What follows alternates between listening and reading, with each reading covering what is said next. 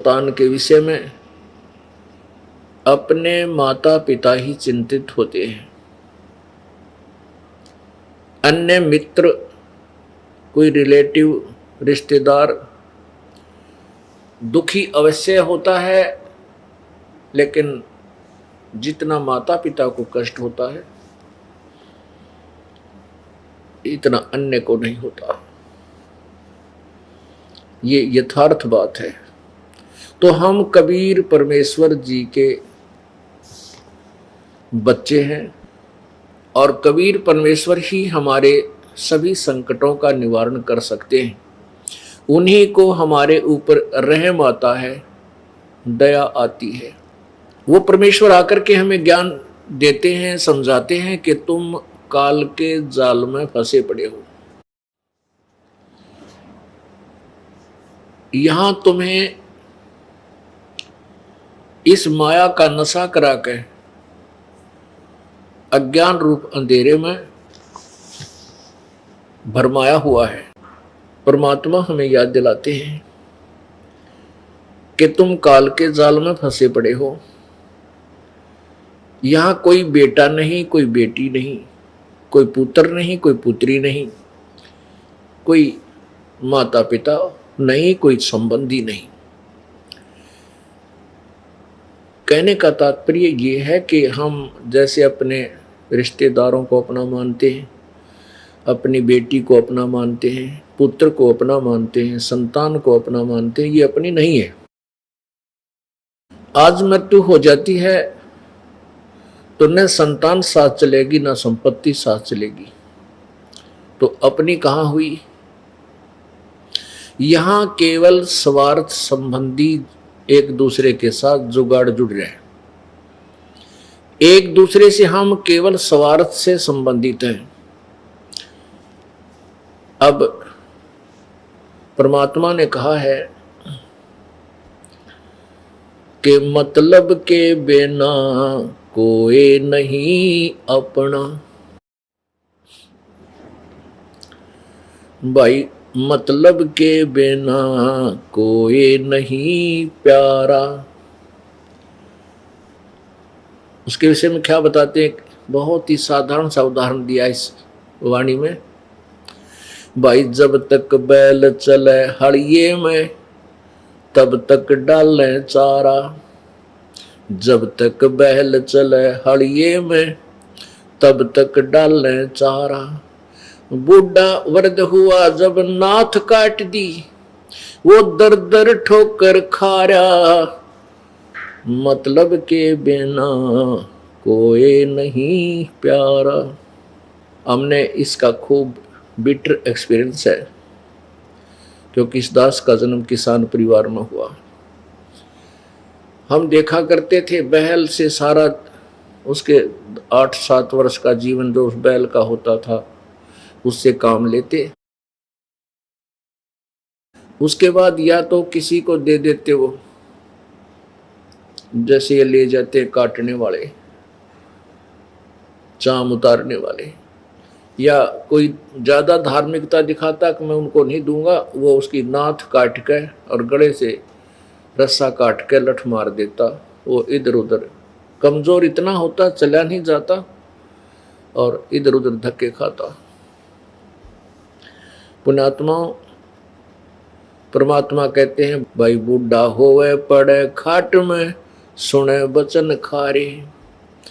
कुत्ते तावण का भी सुख को न ये छाती फूकण हारे।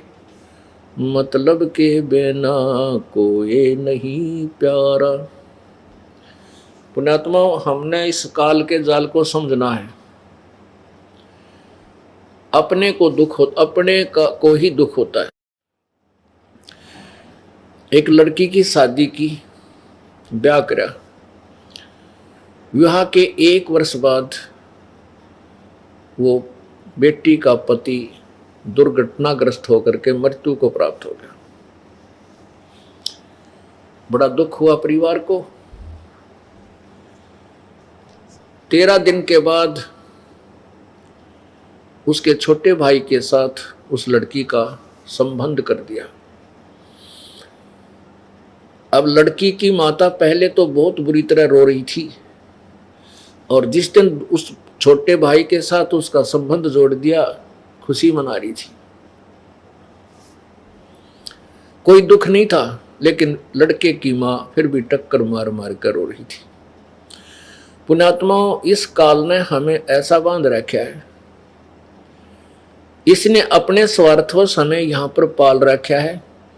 1,00,000 मानव शरीरधारी प्राणियों का यो नित्य आहार करता है, और उसी के लिए हमें एक दूसरे के साथ झूठे मोह ममता में और ये झूठा सुख दे करके फंसा रखा है।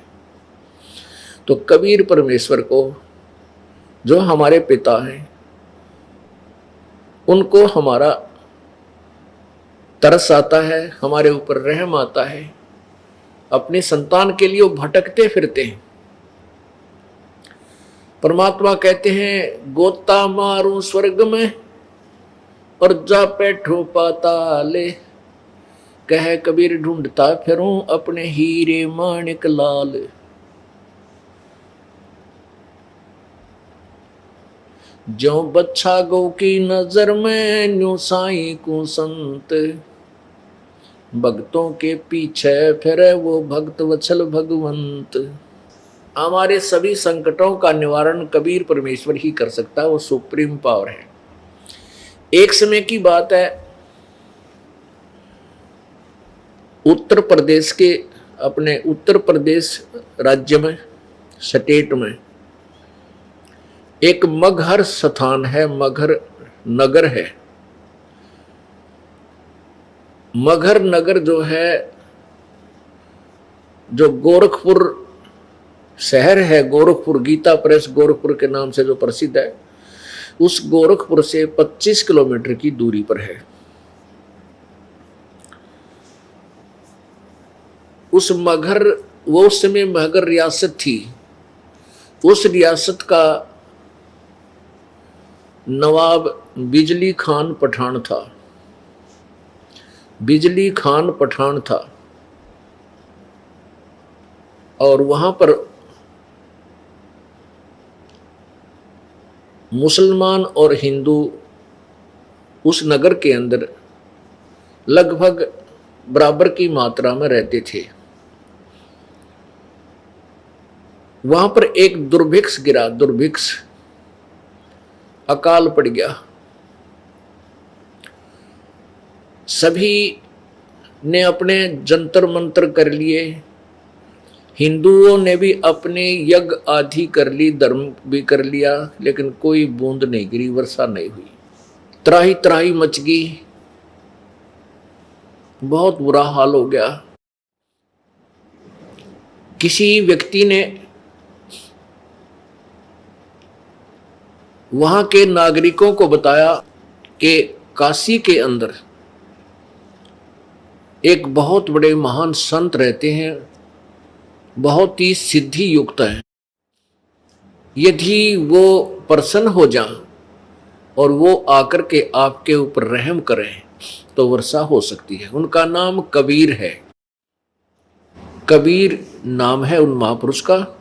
यदि वो आ जाएं और उनसे आप जाकर प्रार्थना करो तो आपका संकट निवारण हो सकता है। इस बात का ज्ञान बिजली खां पठान नवाब को हुआ, क्योंकि उस समय तो सबकी घी बन जाती है। पुण्यात्मा, जब तक परमात्मा राजी है, समय पर वर्षा हो रही है और टाइम पर टूक मिल रही, हमारे को भोजन मिल रहा है, तब तक तो हम आंडी पाका हैं, दारू पीवे, घुट्टी लावा, कदे नो के नमक ठीक को ना सब्जी में ला के शराब की घूंट।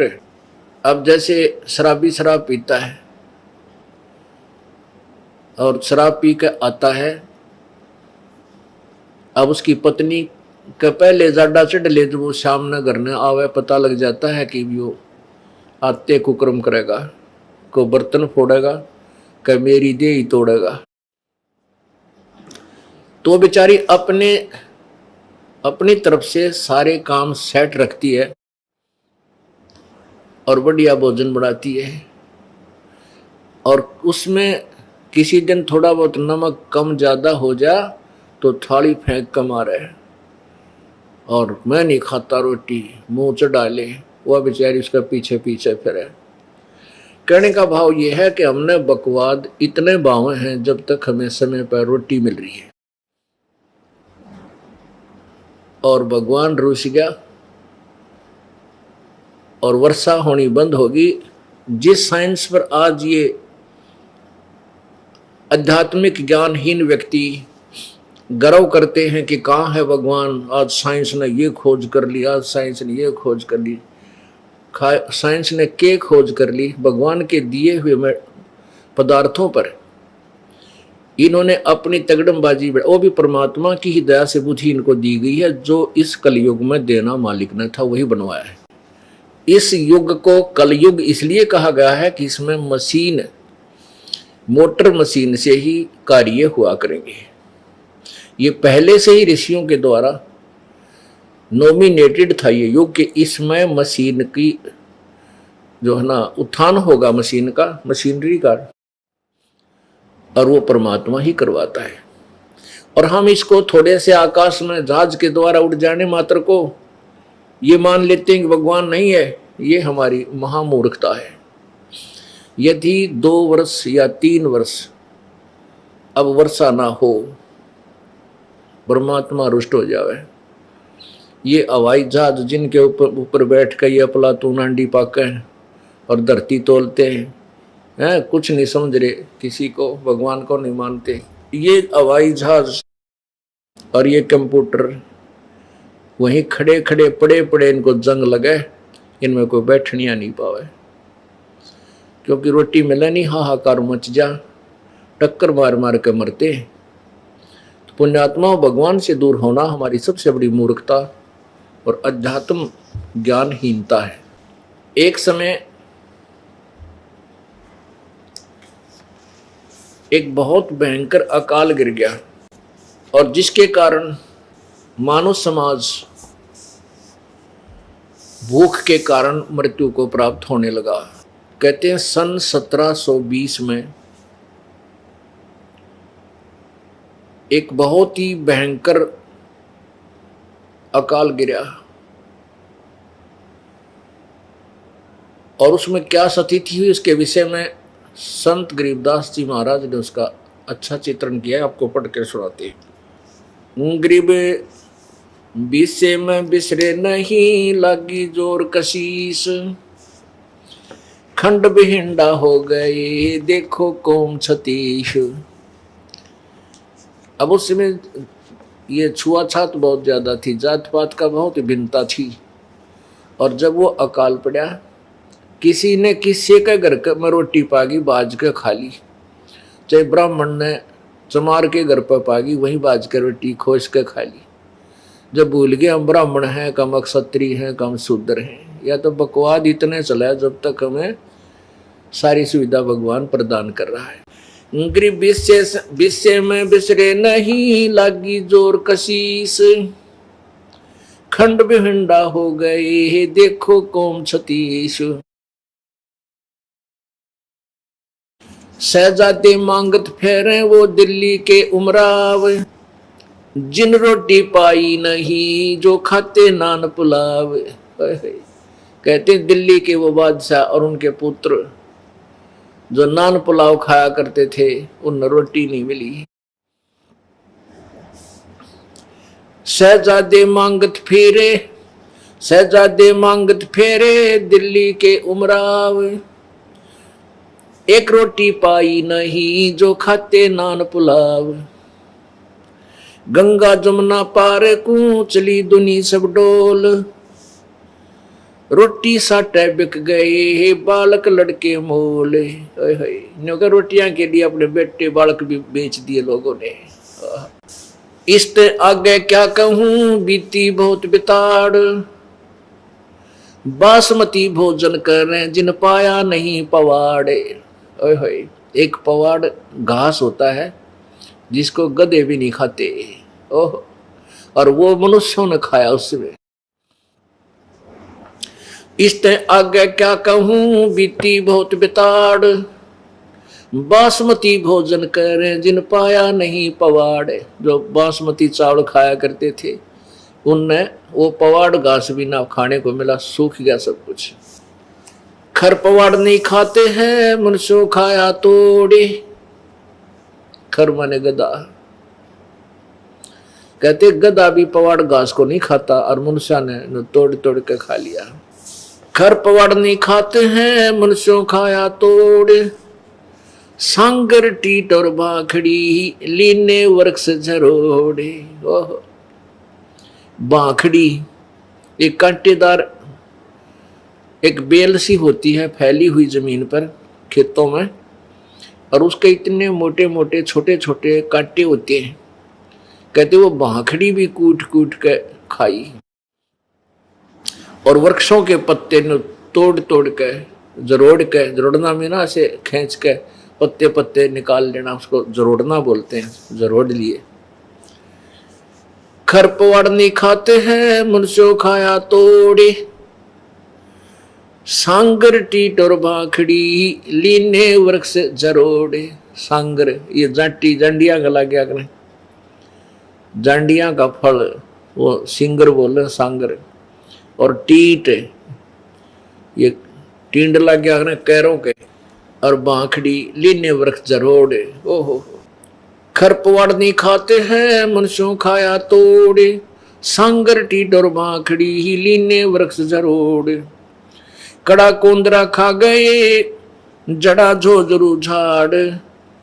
इसते आगे क्या कहूं रही न बोदी बाड़े। बोदी बाड़, बाड़ होती थी कांटेदार झाड़ियों की, अपने खेतों के चारों तरफ रक्षा करने के लिए बाड़ लगाते थे। कहते हैं वह भी कूट कूट कर इंसानों ने खा ली। कड़ा कोंदरा खा गए जड़ा झोझरू झाड़।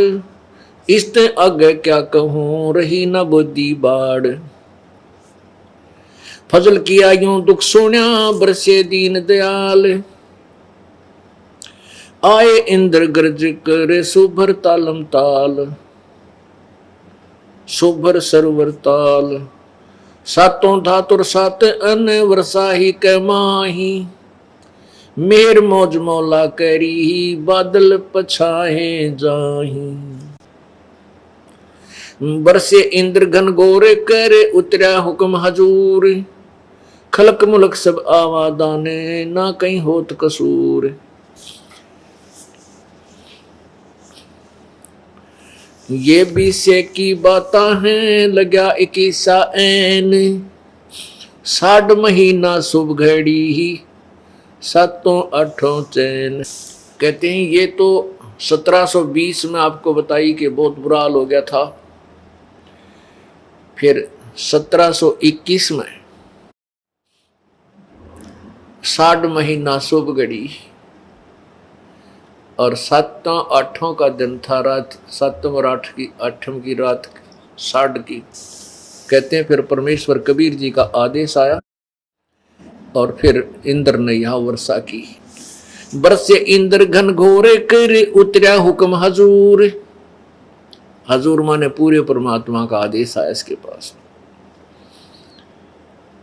खलक मुल्क सब आवादान ना कहीं होत कसूर। ये बीसे की बात है लग्या 21 ऐन।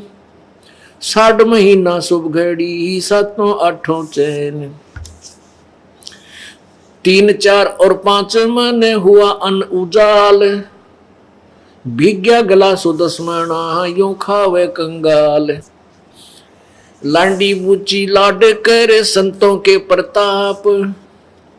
सांगर टीट न पावे ते इब खावे मूंग और बात। कहते हैं फिर सुख का सांस आ गया जब सांगर टीट भी ना मिलने थे।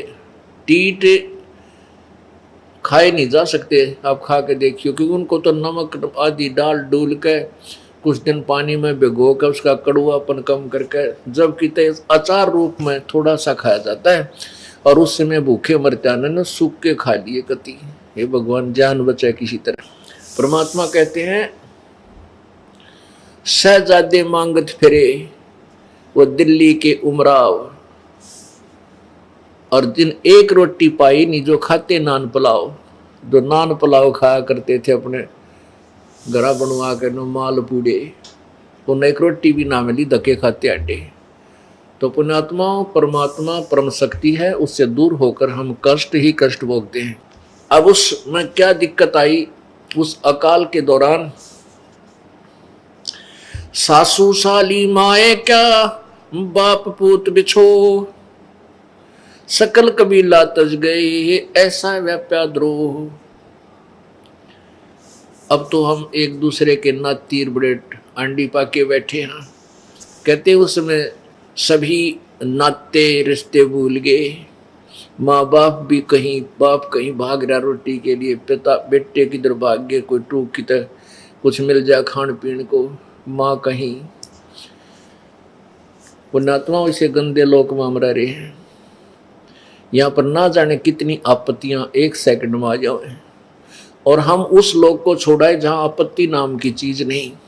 अब जब तक हम वहां नहीं जानेंगे, इतने यहां सुख हो नहीं सकता।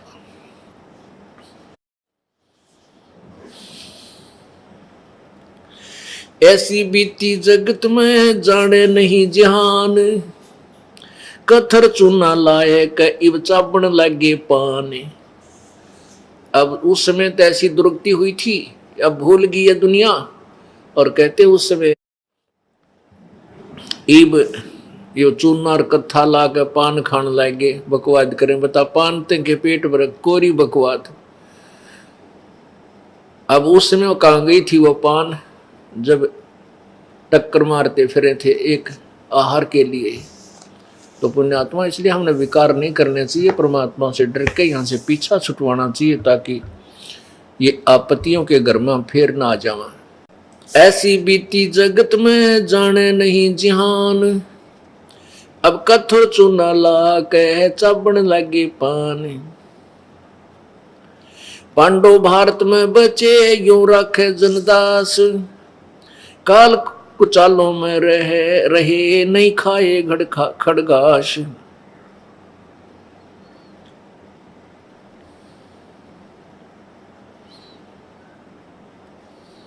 पुण्यात्मा, इसके साथ साथ एक निर्णय और दिया है परमेश्वर की प्यारी आत्मा गरीबदास जी ने, परमेश्वर से प्राप्त उस तत्व ज्ञान के आधार से। कबीर परमेश्वर से प्राप्त तत्व ज्ञान के आधार से कि जो परमेश्वर की प्यारी आत्माएं थी, अर्थात पिछले पुण्य जन्म कभी किसी जन्म के परमात्मा कबीर जी के साथ थे, उनके ऊपर परमात्मा ने विशेष कृपा की। ऐसी आपत्ति में उन्होंने ये खड़ घास नहीं खाए, उनकी व्यवस्था परमात्मा ने की। अब जैसे महाभारत कितना भयंकर युद्ध हुआ, उसमें पांडवों की रक्षा बनी और सब दुनिया मर गई। ऐसे ही परमात्मा ऐसी आपत्तियों में कबीर परमेश्वर के बच्चों को, कबीर परमेश्वर की जो विशेष आत्माओं को, विशेष कौन सी होती हैं, जैसे वैसे तो हम कबीर जी के सभी बच्चे हैं, सभी उसी की आत्मा है। कीड़ी, हाथी, कुंजर, राजा, रंक, महादेव, ब्रह्मा, विष्णु, महेश और हम। विशेष आत्मा वो हैं जो उनकी आज्ञा का पालन करके उनके अनुसार चल रहे हैं। जैसे एक पिता की 5-6 बेटे हैं और 2 पुत्र उसकी आज्ञा का पालन ना करके बकवाद करते हैं, कि तो चोरी करते हैं, कि तो लठ बजाते हैं, कोई झगड़ा करते हैं, तो वो विशेष आत्मा उसके बच्चे नहीं हैं। आत्मा में दुख तो होता है, लेकिन वो उसकी आज्ञा से बाहर जा करके हैं, तो उन पर विशेष ध्यान ना दे करके पिता उनकी तरफ विशेष ध्यान देता है जो उसकी मर्यादा में चल रहे हैं। और जो दूसरे हैं मर्यादाहीन रहते हैं, उनसे तो पैसे भी छुपा कर रखा करे, कभी रास्ते ये निकाल ना ले जाए। तो ऐसे ही जो परमेश्वर की प्यारी आत्माएं कभी किसी उसके चरणों में रही हैं, उस अक्षेत्र में परमात्मा ने अकाल नहीं गिरने दिया। तो यहाँ उसी के विषय बताते हैं। पांडव भारत में बसे, जैसे पांडव भारत में बचे यूं राखे जनदास, काल कुचालों में रहे नहीं खाए खड़गाश। पुण्यात्माओं, हम भूल जाते हैं परमात्मा को थोड़ा सा सुख होते हैं, इसलिए परमेश्वर कहते हैं इस झूठे सुख को सुख है ये मान रहा मनमोद। अकाल गिरने से पहले धरती तोलने थे और फिर कैसी दुर्गति होगी, टक्कर मारते मेरे, ना कोई भाई साथ रहा, ना कोई रिश्तेदार साथ रहा, ना कोई संबंधी टोया पाया। इसलिए परमात्मा कहते हैं झूठे सुख को सुख है ये मान रहा मनमोद, ये सकल जबीना काल का कुछ मुख में कुछ गोत है। जिसमें मगहर के अक्षेत्र में अकाल गिरा, तराई तराई मच गई, राजा के पांव के तले की जमीन भी खिसक गई, का बुरा हाल होगा। सभी जंतर मंतर सभी देवी देवताओं को हिंदुओं ने मना लिया और सभी क्रियाएं कर ली मुसलमानों ने, लेकिन वर्षा नहीं हुई। जब बिजली खां पठान को पता चला कि बनारस में कबीर नामक महापुरुष परम संत रहते हैं, यदि वह मेहर कर दे तो वर्षा हो सकती है, तो वीर देव सिंह बघेल काशी का नरेश, वो कबीर परमेश्वर की शक्ति से परिचित था, उनका शिष्य हो चुका था और साधु संत की मर्यादाओं से, परमात्मा की मर्यादाओं से परिचित हो चुका था। बिजली खां पठान मगहर नवाब ने 2 सैनिक भेजे सिपाही घोड़े के ऊपर और कहा, एक पत्र लिख दिया वीर देव सिंह बघेल के नाम कि मैंने सुना है कि आपके शहर में कोई कबीर नामक संत है और मेरे क्षेत्र में भयंकर अकाल गिर चुका है। आपसे प्रार्थना है कि उस कबीर संत को मेरे यहाँ भेज दें और इन सैनिकों के साथ वो घोड़े पर बैठकर आ जाए, यहाँ वर्षा करवानी है। हम इतने अज्ञानी हैं भक्ति मार्ग से, बताइए कोई बड़का का खेल था, संत ने बुलावा, कौन सी धरण ठवानी थी। अब वो सैनिक लेकर वो पत्थर चल पड़े, जाकर के वीर देव सिंह बघेल, वीर सिंह बघेला उस राजा को बिजली खां पठान का संदेश दे दिया। उसने पत्र पढ़ा, वीर देव सिंह ने पत्र पढ़ा और तुरंत पत्र लिख दिया और मौखिक भी उन सैनिकों से कहा, उस पत्र में भी लिख दिया और सैनिकों से भी बोल दिया कि भाई बिजली खां पठान से कहना कि ये कोई तरीका नहीं संत को बुलाने का और उससे रहम पाने का। उसमें पत्र में भी लिखा और सैनिकों से बोल दिया कि बिजली खां पठान आवे और संत के चरणों में नतमस्तक हो और प्रसन्न होकर ये उसके साथ चले तो बात बनेगी। ना कोई बड़का खेल नहीं है कि उसने भेज दिया, कोई इंजेक्शन थोड़ा लवाना था, वे आते ला देंगे। तो दोनों सैनिक वापस आ गए बहुत शीघ्रता से। जब बिजली खां पठान को संदेशा मिला, तुरंत सैनिक लेकर के सैकड़ों की संख्या में अंगरक्षक घोड़ों पर सवार होकर के वो तुरंत चल पड़ा। वीर देव सिंह बघेल नवाब के घर पर पधारा, पहुंच गया तो वीर सिंह बघेल ने कहा कि मेरे साथ चल परमात्मा के पास, और वहां जाकर उनके चरण छूले पकड़े, प्रसन्न होंगे तो चलेंगे, निसंत के को ऐसे नहीं बोला करते कि यहाँ भेज दो। तो बिजली खां पठान और वीर सिंह बघेल दोनों राजा वहां पहुंचे, परमात्मा को प्रणाम किया, क्योंकि वीर सिंह बघेल कबीर परमेश्वर के शिष्य थे। परमेश्वर ने पूछा कैसे आना हुआ राजन? दास की कुटिया पर। वीर सिंह बघेल ने दंडोत प्रणाम करके उठकर कहा, प्रभु ये बिजली खां पठान मगहर के नवाब हैं, आपसे कुछ प्रार्थना करने आए हैं, मेरा ये मित्र है। परमात्मा ने कहा, बोल बच्चा, क्या आदेश है? बिजली का पठान ने कहा, प्रभु एक अर्ज है मेरी, हमारे क्षेत्र में दुर्भिक्ष गिर गया है, बहुत भयंकर अकाल गिर गया है, त्राई त्राई मची है प्रभु, आपकी रजा हो जावे तो एक वह वर्षा हो। पुण्यात्मा, उन ब्राह्मणों ने, उन हिंदुओं ने जो वहाँ मगहर में निवास करते थे, सब पत्रे पुत्रे देख लिए थे और भविष्य वक्ताओं से, भविष्य के जानने वाले, भविष्यवाणी करने वालों से भी संपर्क कर लिया था।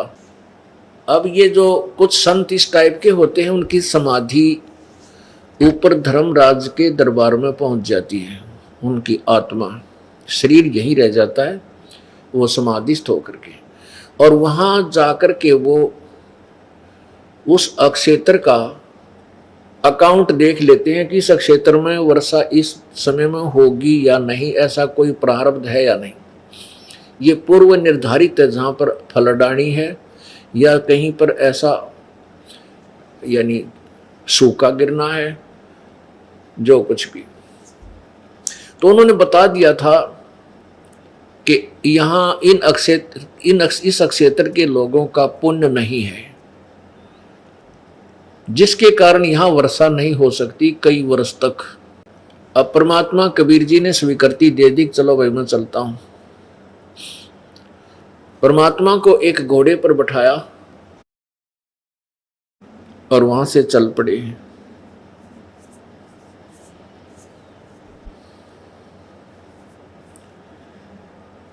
जब रास्ते में आ रहे थे तो वहां एक नाथ जी, वैसे अन्य लोग नहीं जानते थे, परमेश्वर कबीर जी ने पहचाना उसको कि वो गोरखनाथ जी थे।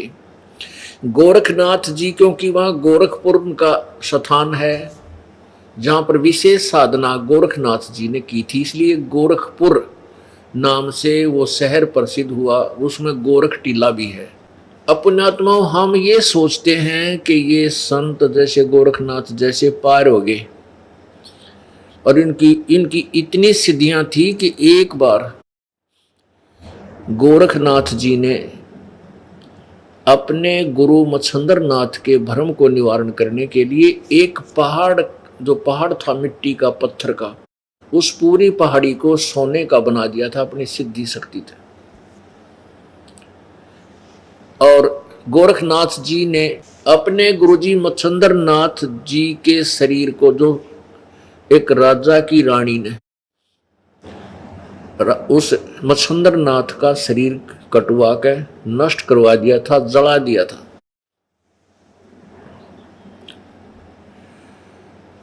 और मच्छंदर नाथ जी उस रानी के, राजा के मृत शरीर में प्रवेश करके और वहां रह रहा था।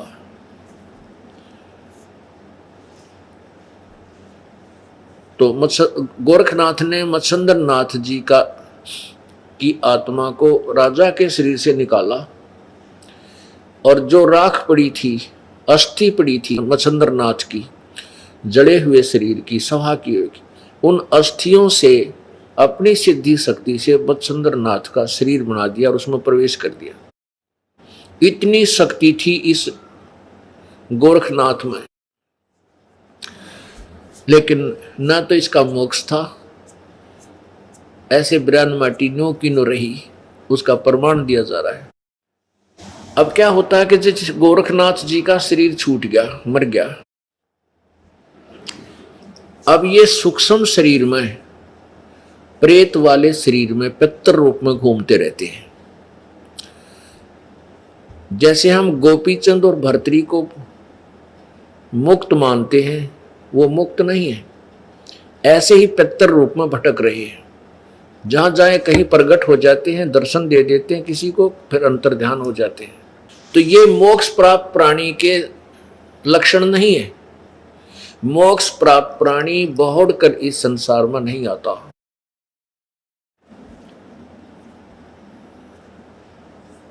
तो गोरखनाथ जी के वहां गोरखपुर 25 किलोमीटर था। अब वो उसने सोचा कि यहां दुर्भिक्ष गिर गया और ये किसी संत को बुलाने गए हैं, और वो संत आकर के यदि यहां कोई करिश्मा दिखा देगा तो मेरी महिमा खत्म हो जाएगी। इस दृष्टिकोण से गोरखनाथ जी वहां एक साधु वेश, अपना नाथ परंपरा वाला वेश की वेशभूषा बना करके प्रगट हो करके, यानी एक सिद्धि ऐसी होती है कुछ समय के लिए वो चोला धारण कर सकता है। तो वहां शरीर धारण करके एक छोटी सी तलैया, जैसे खेतों में लेट होती है, लेट बोले हमारे रोहतक जिले में, छोटी सी जोड़ी, छोटी सी तलैया खेतों में होती है। तो वो तलैया सूखी पड़ी थी, उस तलैया के ऊपर गार्ड का अपना वो चिमटा, ये त्रिशूल, और वहां बैठ गया ऐसे आसन लगा के। जब परमात्मा आ रहे थे और मगहर में प्रवेश करने को जा रहे थे, मगहर नगर से 1.5 किलोमीटर दूर, ये दास देख कर आया ये घटना, वहां पर आज भी अवशेष बचाया, शेष बाकी हैं, अवशेष बचे हुए हैं। और वहाँ के लोग, वहाँ के व्यक्ति ये प्रमाण देते हैं कि सचमुच ऐसा हुआ था।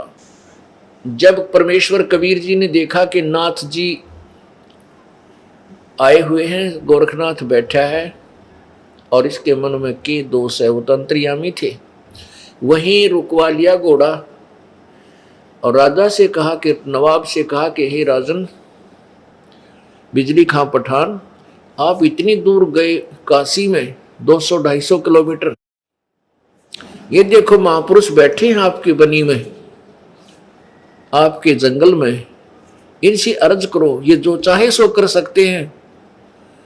अब गोरखनाथ जी सुने और दूना फूल गया, कुप्पा हो गया। तो बिजली खां पठान, हमारे मन में भी एक दोष रहता है, तो क्योंकि कबीर परमात्मा को जब जहां से बिजली खां पठान लाए बैठा के, तो वो उस समय कपड़ा बुने थे, एक गरीब जुलाहा बैठा खड्डी में और कपड़ा बुने, तो उसके मन में जचना थी कि वो संत है, भगवान तो बहुत दूर की बात, उसको भगवान माना, तो वो ले जरूर आ रहा था, पर बिजली खां पठान के मन में भी खोट था कि संत संत तो ना लगता। तो दोनों की फड़क निकालनी थी, एक तीर में 2 शिकार करने चाहे परमात्मा ने। एक तो गोरखनाथ की फड़क निकालनी थी, एक बिजली खां पठान का दिमाग सेंटर में लाना था। तो बिजली खां पठान को जब ये सुना कबीर जी के मुखारविंद से, परमेश्वर के मुखारविंद से, कि देखिए महापुरुष जो चाहे सो कर दे, इतने सिद्ध पुरुष हैं, इन नाथ जी महात्मा से आप प्रार्थना करो वर्षा के लिए। गोरखनाथ जी घना राजी ना, वो बिजली खां पठान घना प्रसन्न हो गया, अक्सर सचमुच महात्मा तो ईशे होया करे। और जाकर बिजली खां पठान ने प्रार्थना की, हे नाथ जी, हे महात्मा जी, हम यहाँ की जनता पानी के लिए तरस रही है, कृपा वर्षा करवा दो। अब नाथ जी खड़ा हुआ, वो त्रिशूल निकाला और उस तलैया के बीच में जाकर, जो सूखी जोड़ी थी छोटी सी लेट, उसके बीच में जाकर त्रिशूल मारा, न्यू काट दिया। वहां से पानी की धार फूट आई और वो तलैया, पूरी छोटी सी तलैया थी, वह भर गई पानी की। और फिर नाथ जी आकर बैठ गया नुआ कर। अब कबीर परमात्मा बोले, देखो भाई कर दिया ना, पानी पानी कर दिया महात्मा ने, तेरे की देख तुम कहाँ गए थे, ठीक हो गया काम, बिजली खां बन गई बात है। बिजली खां पठान बोला, प्रभु इस जल से तो एक दिन के पशु भी नहीं छिक सकते, हे नाथ जी वर्षा करवा दो। नाथ जी कहते हैं कि इस अक्षेत्र के पुण्य समाप्त हो चुके हैं, इस अक्षेत्र के लोगों के पुण्य नहीं है, इनके प्रारब्ध में यहाँ वर्षा नहीं है, और मैंने इंद्र तक के कागजों को टटोल लिया है, इस क्षेत्र में 2-3 वर्ष तक वर्षा नहीं हो सकती। और कहते हैं वजीर और फकीर दोनों आपस में सोया करते हैं। अब कबीर परमेश्वर ने कहा कि हे नाथ जी दया कर दो, आप तो जो चाहे सो कर सकते हो, वर्षा करा दो, आपके बच्चे यहाँ त्राही त्राही कर रहे हैं। तो गोरखनाथ जी नाराज हो गए, ने बोला तू करवा दे, ऐसा वर्षा करवाने वाला है, इनके भाग्य में नहीं है तो कहां से दे दे, कहां से वर्षा हो जाए। अब बिजली खां पठान फंस गया, कहिया तो बात बिगड़ गई भाई। जब इंद्र के कागजात ही देख लिए इसने और महात्मा ने के वर्षा नहीं होगी तो मर गए भाई हम तक। तब बिजली खां पठान को चिंतित देखकर परमेश्वर ने कहा कि आप जाओ, सभी यहां से अपने नगर को जाओ। और परमात्मा जहां वो गोरखनाथ जी बैठे थे उससे 200 फुट की दूरी पर वहां बैठ गए, ऐसे लीला करके जैसे ध्यान लगा रहे हैं। कहने लगे भाई तुम जाओ, मैं अर्ज करूंगा भगवान से, जब सुन ली मेरी तो मैं यहां बैठ जाता हूं। अब बिजली खां पठान ने सोची देख कुछ ना होना भाई, मेरे ख्याल में इस कबीर ने भी पता लग गया कि हमारे बाग में कोई ना यूं खिसकेगा, भाग जाएगा यहाँ से। परमात्मा उसके अंतर की बात जानकर ने बोला बिजली खां जल्दी चले जाओ अपने घर को, कहीं रास्ते में भीग ना जाओ तुम वर्षा से, तू नवाब है। अब उन्हें सोची भाई चली, कह दिया संत ने, चला अपने घर में। अब वो आधा किलोमीटर गांव से जब रह लिए, इतने जबरदस्त बादल आए नो उमड़ के, और सारी रात वर्षा हुई नो कम से कम 8 घंटे, और भर दिए सब ताल, सब पानी पानी कर दिया परमेश्वर कबीर जी ने। बोलो सतगुरुदेव की, बंदी छोड़ कबीर परमेश्वर जी की जय।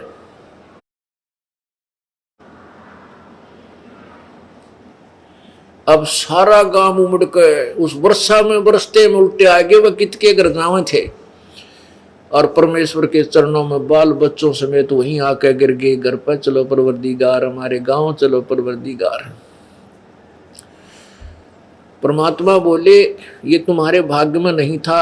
ये इस दास की अर्ज सुनी है मेरे पूर्ण परमात्मा ने, यानी खुद ही डबल रोल कर रहे थे। परमात्मा बोले कि मैं तुम्हारे नगर में चलूंगा इस शर्त पर, इस कंडीशन पर कि तुम हिंदू और मुसलमान मेरा उपदेश लोगे, मेरे शिष्य बनोगे। परमात्मा ने कहा ये तो एक आपत्ति थी, ऐसी ऐसी ना जाने कितनी आपत्ति तुम्हारे अंदर आएंगी, उनको भी दूर करूंगा। अब इतनी समर्थता देख के पूरे नतमस्तक हो गए, प्रभु जैसे आप कहोगे वैसे ही कर लेंगे। तब परमात्मा कबीर जी ने उनके नगर में प्रवेश किया। हिंदू और मुसलमानों को दोनों को संदेश दिया। हिंदू और मुसलमान दोनों ने परमात्मा की शरण ग्रहण की। बिजली खां पठान भी उनका शिष्य बन गया।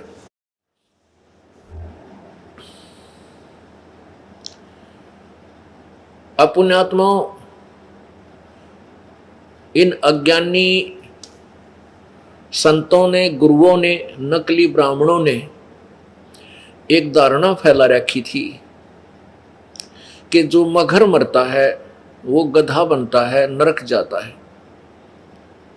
क्योंकि इस धरती को भगवान शंकर ने साप दे रखा है, और वहां एक नदी बह रही थी, आमी नदी, उसको भी शंकर भगवान ने श्राप दे रखा था, उसको सुखा दिया था, उसमें पानी कभी नहीं आएगा, ये श्राप था। ये श्राप जो होते हैं ये 3 ताप में आते हैं, और इन 3 तापों का निवारण भी कबीर परमेश्वर ही कर सकता है। ना ब्रह्मा कर सकता, ना विष्णु कर सकता, ना शिव जी कर सकता। जैसे विष्णु जी को श्राप दिया था नारद ने कि तूने मेरे साथ धोखा किया है तो तू भी अपनी पत्नी के वियोग में पृथ्वी पर धक्के खाओगा, अपनी पत्नी के वियोग में तू भटकता फिरेगा, और मेरे जैसे मुंह आड़े तेरी मदद करेंगे बंदर। तो नारद के श्राप को, उस 3 ताप को विष्णु नहीं काट सका, उसको भोगना पड़ा। रामचंद्र रूप में जन्म हुआ, राजा दशरथ के घर जन्म हुआ, सीता जी का अपहरण हुआ और पूरा जीवन दुख ही दुख में। फिर रावण को मार के सीता को वापस लाए, आते सीता ने घर से निकाल दी। अंतिम सांस तक अपनी पत्नी के वियोग में मर गया। रामचंद्र जी का अंत हुआ। तो विष्णु जी भी अपने 3 ताप को नहीं काट सके तो औरों के काटेंगे। तो परमात्मा कहते हैं, गरीबदास जी ने कहा कि तुम कौन राम का जपते जापम, और ताते कटे ना तुम्हारे 3 तापम। अब 3 ताप जैसे किसी का पितर रुष गया, किसी का भूत आकड़ गया, किसी का कुछ और आपत्ति आ रही है, ये 3 ताप के अंतर कोई देवता रुष रहा है। इन 3 तापों की आपत्ति को भी कबीर परमेश्वर ही दूर कर सकता है और कोई नहीं कर सकता।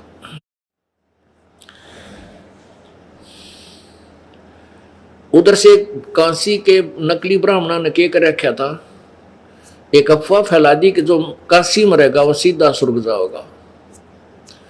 अब हिंदू बोले वाले श्रद्धालु हिंदुओं ने क्या सोचा कि भाई माता पिता की मृत्यु तो होनी है, क्यों ना इनको बनारस में कोई स्थान किराए पर लेकर अंतिम समय में वहां रखते। विशेषकर जो अधिक पैसे वाले थे उनमें ये प्रेरणा हुई। तो उन्होंने अपने गुरुओं से प्रार्थना की कि गुरुदेव, हम अपने पिता माता को, ये वृद्ध हो चुके हैं, इनको यहाँ किराए का मकान लेकर के यहाँ व्यवस्था कर देते हैं इनके खाने और पीने की, और ये अंत समय में यहाँ मर जाएंगे, इनका मोक्ष हो जाएगा काशी में मरते।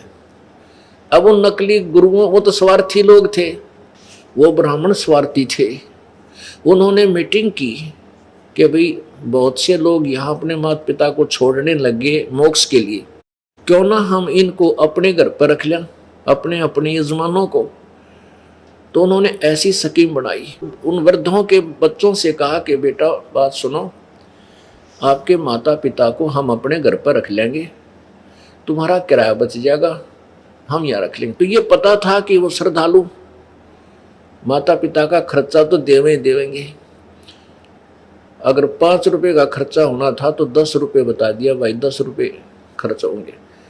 तो उन श्रद्धालुओं ने 10 रुपये महीने के या 2 महीने 10 के, उसमें ऐसा एक जो ना महंगाई नहीं थी, ऐसा हो गया। तो क्या हुआ कि उन नकली ब्राह्मणों के घर पर भीड़ होगी, तो एक के घर में 20-20 बुढ़े और बुढ़िया, कोई तो थूका है, कोई खांसा है, किसी के दस्त लाग रहे हैं, ब्राह्मटी होगी। अब उन्होंने सोची ये बुढ़ा माता पिता बुजुर्ग हो जाए तो 1-2 संगवाना भारी हो जाता है, और उनने या आपत मोल ले ली, 20-25 बुढ़े घर में रख लिए लालच में। अब उन दुष्टों ने के स्कीम बनाया, उनकी मीटिंग हुई, भाई न्यू तो पारना पड़े, ये बुढ़े के इतने दिन रखे जा। फिर एक और अफवाह फैला दी, एक हत्था ला दिया, ये जैसे कसाई ला कर बकरे काटने का, ऐसा हत्था गंगा के किनारे ला दिया, और उसमें अफवाह फैला दी कि वे भगवान की तरफ से क्रोध आवे, जो लकड़ी काटने का लंबा सा होता है, दोनों तरफ पकड़ कर उसने नो काट नो खींचा कर नो उस तरह लकड़ काटते हैं, ऊपर से क्रोध आवे भगवान की तरफ से। जिन्होंने शीघ्र स्वर्ग जाना है तो वह 10 रुपये की टिकट या 5 रुपये की टिकट लगा दी कि शीघ्र स्वर्ग जाना है तो 10 रुपये टिकट। अब उन बुढ़िया ने सोची वह मरना तो से, देखो परमात्मा के लिए हमने अपना शरीर भी सौंप दिया, लेकिन यथार्थ विधि न होने से दुर्गति ही रही। अब उन बुढ़िया ने क्या किया, अपने बच्चों से कहा बेटा हमने मरना तो है, और यहाँ भी उद्देश्य आने का हमारा है कि स्वर्ग जावा, और शीघ्र स्वर्ग जाने के लिए गुरु जी बतावे हैं भगवान की तरफ से क्रोध आवे है, और उस क्रोध कहते हैं गर्दन काट देता है, तुरंत पता भी ना लगता, 1 सेकंड में दर्द भी ना होता, और स्वर्ग चले जाते हैं। इनकी 10 रुपये फीस है, बेटा 10 रुपये महीना हम आप यहाँ दे रहे हो, और 10 उन्हें 50 रख दिए होंगे, मतलब एक कोई ऐसा स्कीम बनाई थी। तो उन माता पिता के कहने से, वैसे तो बच्चे नहीं अलाउड करते अपने माँ बाप को मरवाना, लेकिन माता पिता की प्रार्थना पर स्वर्ग जाने की इच्छा से तो उन्होंने वो फीस देनी शुरू कर दी अपने माँ बाप कटवाने के लिए, उन गुरु नकली झूठे इन कपटी गुरुओं की बात में विश्वास करके। तो वो क्रोध ला दिया, वहाँ वो भी कटवाना स्वीकार कर दिया हमने। ऐसा जुल्म किया लोगों ने। तो परमात्मा कहा करते थे कि भाई सत भक्ति शास्त्र अनुकूल साधक पूरे संत से भक्ति भजन मंत्र लेकर के, चाहे वो मगर मरे और चाहे काशी मरे, वो अपने जिस इष्ट की पूजा करता है उसके लोक को जाएगा। ये झूठ बोले हैं नकली ब्राह्मण, ये झूठे कपटी स्वार्थी, इन्होंने जो कसाईवाड़ा कर रखा भाई, इनकी बातों को मत मानो। लेकिन हम इतने बोले थे शुरू से ही, हम इन झूठे गुरुओं की बात को सच्ची मानते थे और परमात्मा की बात को नकार दिया। उस भ्रम को निवारण करने के लिए परमात्मा ने कहा कि मैं मगर में शरीर छोड़ूंगा और पंडितों आ जाइयो, देख लियो अपने पत्रे लेकर मैं कहाँ जाऊंगा, नरक जाऊंगा या गधा बनूंगा या नरक स्वर्ग से भी आगे जाऊंगा, मैं सतलोक जाऊंगा, वहां से मगर में मर के। वो दिन निश्चित कर दिया, वहां से पैदल चाल पड़े परमात्मा, 3 दिन में पहुंचे और साथ में काशी का नरेश वीरदेव सिंह बघेल अपनी सेना लेकर साथ चल पड़ा कि अपने गुरुदेव का शरीर में यहाँ लाऊंगा काशी में और हिंदू रीति से अंतिम संस्कार करूंगा। यदि बिजली खां पठान राजी खुशी नहीं देगा तो उसके साथ युद्ध करके जबरदस्ती छीन के लाऊंगा। सेना ले चला। उधर दूसरी तरफ बिजली खां पठान को पता चला कि गुरुदेव यहाँ आ रहे हैं, हमारे पीर, और शरीर छोड़ेंगे। तो बिजली खां पठान ने अपने मुसलमानों से विचार विमर्श किया, मंत्रियों से, कि अभी अपने पीर का शरीर हम नहीं देंगे, हम अपनी मुसलमान रीति से इनका अंतिम संस्कार करेंगे और इन मुसलमान हिंदुओं को नहीं देंगे, ये इनको जलाएंगे, जो हमारी विधि के विरुद्ध है। उन भी ठान ली के यदि कोई वीर सिंह बघेला आएगा यहाँ से हिंदू लेना चाहेंगे शरीर को, हम नहीं देंगे, चाहे हमने युद्ध करना पड़े। तो दोनों तरफ से